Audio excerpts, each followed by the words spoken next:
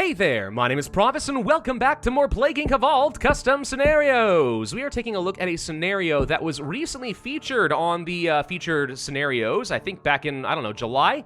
And the authors don't actually update that featured list as often as they probably should, but Megabacterium, which we did in the last video, also was on that list. That's how I found it.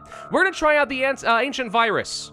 Unfortunately, we're kind of stuck in the spinny wheel of death, and now I need to reload things. Dang it, give me a second. There we go, just have to search for it, and that actually reset things. By M. Preston, 154. A long, long time ago, I can still remember how that music used to make me smile. Bye-bye, Miss American Pie. You know what I mean. Anyway, during the First Dynasty, an unknown Egyptian ruler was infected with an unknown pathogen that dated back to 3000 BC. The ruler was put under lockdown until he eventually died. Wow, the ancient Egyptians understood the concept of quarantine. Kudos. Now, over the many years, the body has been mummified and hidden. But an archaeologist team found where the body was kept, and now one of them has been infected. You're telling me that this disease lasted for 3,000 years? Frick me. That's impressive.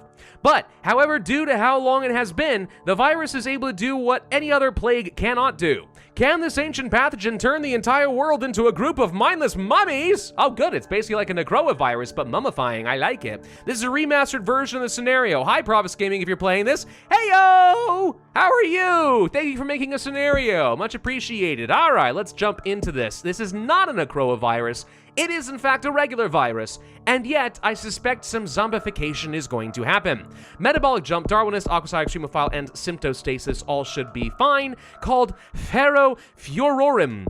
However you say that. It's coming! A long time ago, during the First Dynasty, about 3000 DC, now it returns, and it shall make the world bow to it. Wait a minute, bow to it? Is the disease sentient? I have no idea. Select a start location. Well, I mean, I know we just did Egypt, but I feel like we have to also still do Egypt. You know, in this scenario, I think it's totally okay to just like choose a location for the player, right? Don't give them the option. Make them start in Egypt. Or if you want to be really crazy, instead of ancient Egypt, let's mix things up, like the ancient Inca or Mayans or something. That'd be kind of cool. Anyways, all right, so we're starting off in Egypt. What do we have for transmission? We have the zoonotic shift, we have air, and we have water. A thing they classically did not have in ancient Egypt. No, I'm kidding, of course. They built their civilization around the Nile for a reason. A rash. The virus infiltrates host's upper skin layer and reduces the amount of moisture the skin gets, causing the skin to be red, dry, and flaky. Gross. Dandruff. Love it. Skin lesions. The epidermis causes large open wounds, which significantly increase infectivity, and we also have sweating, which makes sense in ancient Egypt, but now modern Egypt. Still hot, though. You get the idea. Coughing. Okay, so we're just going to be good for the urban regions, and a headache. I don't actually recognize this symbol. That's a different way to portray the headache, isn't it? Interesting. Virus starts replicating itself. I don't think, the apostrophe is necessary, and usually it's just one word combined, but you can use that for the future. In the central brain area, causing, there's no E here, by the way, sharp pains when looking at very bright light. So photosensitivity? Got it. I mean, that's basically just a migraine, which are awful, by the way, and I feel bad for any of you who suffer from them on a regular basis. Pathogen evolves to withstand hot or cold. Then we have the cross-disease epidemic. Any sort of vaccinations for the human are 20% less effective. So by vaccines, what do you mean in this case? Are you saying it's going to reduce drug resistance effectively? In which case, I'm not too sure how this vaccine was going to be tailor-made to deal with this disease in the first place, but maybe it has just like, I don't know, some sort of like accidental side effect where it wards off this disease. Who knows? Or is this going to reset the cure by 20%? Also, who knows? Micro-reproduction virus is able to reproduce itself. So I'm curious how that's supposed to work exactly, because if it's a virus and it's reproducing itself, it's not exactly a virus, is it? I mean, isn't that one of the hallmarks of a bacterium? A virus is basically like a random strand of like lost DNA that has to replicate itself by hijacking your cells and using your cells like a 3D DNA printer? Isn't that basically how it's supposed to work? And the bacterium, being an actual single-celled organism, is able to reproduce by splitting itself. Right? Or maybe I'm misremembering all of my science, and people are gonna make fun of me in the comments section. There are definitely smarter people than me who are typing furiously as we speak. You know who you are! Warning, ancient virus has been detected. Ferrofurorum is an ancient virus that has been undiscovered for thousands of years. It has strange body-altering abilities, but it has unknown potential. Yes, already some sort of greedy corporation somewhere is like, we can make a profit off of this. You know what? The best Halloween decoration ever. We give you some sort of a little shot, all of a sudden you're a real-life mummy. It works. People would buy that, probably. I don't know. Never underestimate how dumb people are when they buy things. Anyway, let's go ahead and pick up those skin lesions. Yeah, it's a little bit of severity, but we actually would benefit from severity right now and a heck of a lot more infectivity, so I like that. What do we have next? Immune suppression. Darn, I was kind of hoping that was going to lead to some form of necrosis, but as of yet, no. What is this weird color, by the way? It's kind of a... It's not quite the simian flu. I guess it is the simian flu, isn't it? But I don't think I usually am accustomed to seeing the simian flu with, like, a plain line over here, you know? Maybe I do. Maybe I'm just an idiot. I can't remember. It's so rare, so infrequent that I get the simian flu that I don't even know what it looks like these days. Yellow is the answer. It's yellow, okay? That's all I know. It's as yellow as Sinestro from Green Lantern, you know, and the Yellow Lantern Corps. I'm gonna nerd out, and maybe that redeems myself in the eyes of some of you people, as I undoubtedly make myself a fool talking about microbiology that I simply don't remember. So do we want to go for the cross disease? Do we want to go for micro reproduction? I mean, this seems really important. Is it a spore burst? Maybe it is. Hang on. No, it doesn't look like a spore burst. These are all building out in completely reasonable areas. Let's get cross disease. Okay, that leads to drug resistance. Let's get some cold resistance, since we are spreading in several locations. They haven't started working on the cure yet. I'm gonna get a second level of cold resistance, so we can spread faster in some locations, namely Norway and Russia, to get into Greenland, since that is constantly my bane. If there ever is, by the way, a disease breakout that's gonna be worse than COVID, right? I'm freaking moving to Greenland. I'm just doing it. I am putting my faith in this game that I have literally sunk many hundreds, if not a couple thousand hours into. I'm moving to freaking Greenland, all right? James must know something about his modeling. Anyway, let's go for that extreme bioaerosol. What is this, by the way? Viral meiosis. The viral splits itself into identical replicas of itself. Look at the inconsistency here. It's with apostrophe, it's without apostrophe. They're just like mixing them up here. Increases future research speed in the long run and mutation chance. Well, I don't really feel like I need mutation chance, so I'm gonna ignore this for the moment. Let's pick up that zoonotic shift. Bats, boards, and dorgs. Which would be better for me? In this case, probably the bats. I would like to have a little bit of extra infectivity, and by a little, I mean kind of a lot. But I'm also looking at not having very much severity here, and that's kind of a concern. So a fever's probably unnecessary. Let's pick up the pneumonia and the, do I want epistaxis? Significantly hard to cure.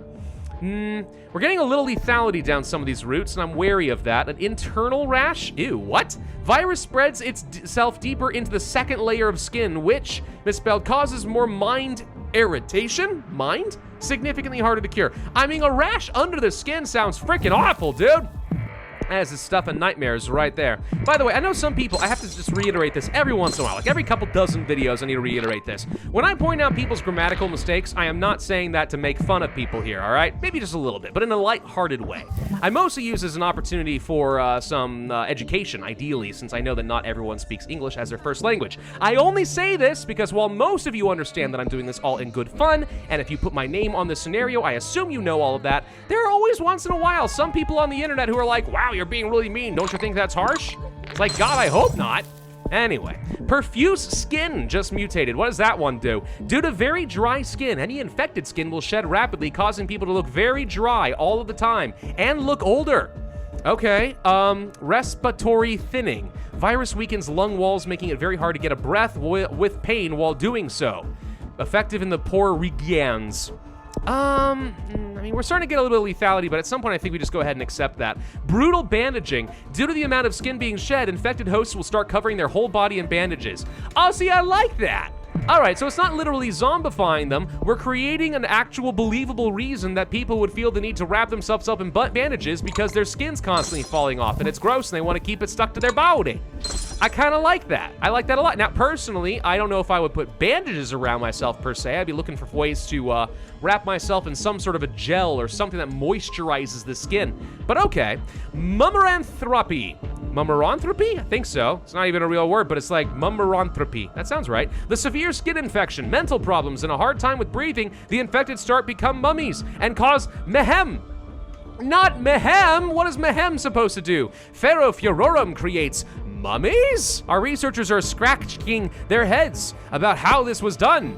I mean, it turns out just like a headache and some really, really bad skin rashes and dry skin falling off. Dandruff, man. Dandruff leads to mummies. That's what I'm getting out of this. Okay, let's actually go down some of the mental stuff, because I feel like some of the fun things will be over here. The virus decreases the daily amount of ration received in the brain, which can cause people to talk slower or slow on some words. Very harder to cure. Okay. Then we have burnout. Hosts undergo severe mental problems, causing them to panic. Makes complex tasks harder. Good for slowing down the cure. Severe dyslexia. Virus burns out the brain so much that people now have a hard time sleep, talking, or performing certain tasks. Certain, I think, is what was supposed to be said there. And acute encephalitis, causing a lot of neurological damage. Are we trying to actually kill everybody at this point, or are we just happy with the fact that everyone's mummies? I mean, I got several billion mummies over here. I feel pretty satisfied with that personally. The entire world has been transformed into mummies, despite the world's best efforts. I mean, they didn't try very hard. They only got 8%. The plague was controlled the world. What shall now come next for humanity? Great question. Apparently they've all become dyslexic. Yay!